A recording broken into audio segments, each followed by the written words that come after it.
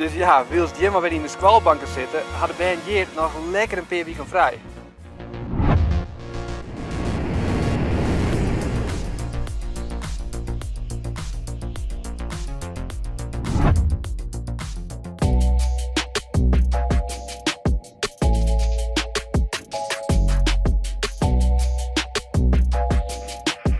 Dat is balen. Is de zomervakantie gewoon alweer voorbij?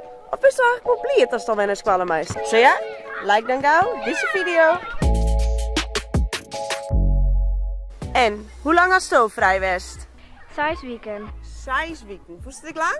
Ja, verveelde me ik wel wat. Wat had je al gedaan in deze vakantie? Ik ben naar Frankrijk geweest. Ik ben naar Italië geweest. Ik ben 2 keer naar Appelske geweest. Naar de camping? Ja. Wij hadden hier 6 weken vakantie in de zomer.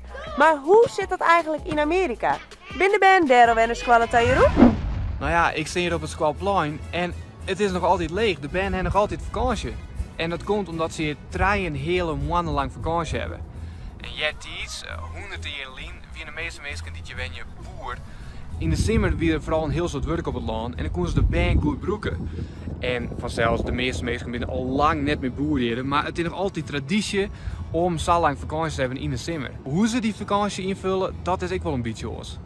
Als wij op vakantie gaan in Nederland, dan gaan we lekker op vakantie naar Italië, naar Spanje of naar Frankrijk. Of we gaan lekker in Nederland op de camping zitten. Maar hier is dat oors. Zo in Nederland binnen alle ouders vrij.